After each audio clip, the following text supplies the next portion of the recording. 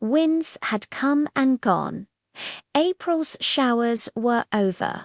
May's buds had opened into flower, and the June sun was shining on the pleasant fields when John Dolittle at last got back to his own country. But he did not yet go home to Puddleby. First, he went travelling through the land with the Push-my-pull-you in a gypsy wagon, stopping at all the country fairs, and there, with the acrobats on one side of them and the Punch and Judy show on the other, they would hang out a big sign which read, "Come and see the marvellous two-headed animal from the jungles of Africa. Admission 6 pence." And the Push-my-pull-you would stay inside the wagon, while the other animals would lie about underneath. The doctor sat in a chair in front, taking the sixpences and smiling on the people as they went in. And Dab-Dab was kept busy all the time scolding him because he would let the children in for nothing when she wasn't looking. And menagerie keepers and circus men came and asked the doctor to sell them the strange creature, saying they would pay a tremendous lot of money for him. But the doctor always shook his head and said, "No. The Push-my-pull-you shall never be shut up in a cage. He shall be free always to come and go like you and me." Many curious sights and happenings they saw in this wandering life, but they all seemed quite ordinary after the great things they had seen and done in foreign lands. It was very interesting at first, being sort of part of a circus, but after a few weeks they all got dreadfully tired of it, and the doctor and all of them were longing to go home.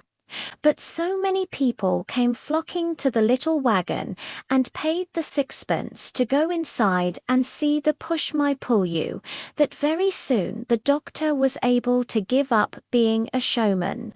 And one fine day, when the hollyhocks were in full bloom, he came back to Puddleby, a rich man, to live in the little house with the big garden, and the old lame horse in the stable was glad to see him, and so were the swallows, who had already built their nests under the eaves of his roof and had young ones, and Dab-Dab was glad to get back to the house she knew so well, although there was a terrible lot of dusting to be done, with cobwebs everywhere.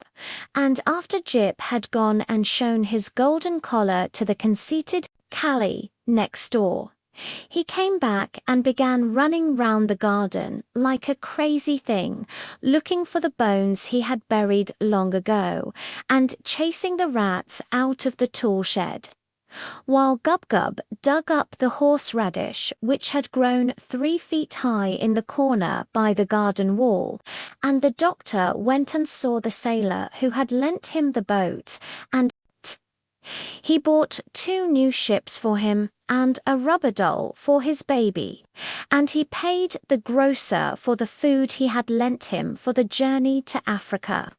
And he bought another piano and put the white mice back in it, because they said the bureau drawer was draughty. Even when the doctor had filled the old money box on the dresser shelf, he still had a lot of money left, and he had to get 3 more money boxes, just as big, to put the rest in.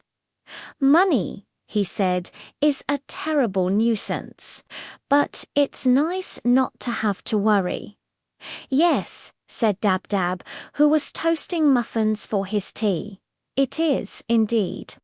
And when the winter came again, and the snow flew against the kitchen window, the doctor and his animals would sit round the big, warm fire after supper, and he would read aloud to them out of his books.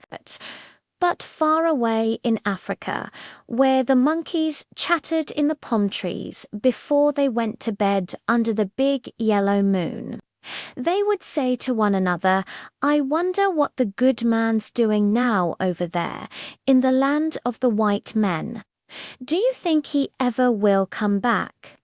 And Polynesia would squeak out from the vines, "I think he will, I guess he will, I hope he will." And then the crocodile would grunt up at them from the black mud of the river, "I'm sure he will go to sleep."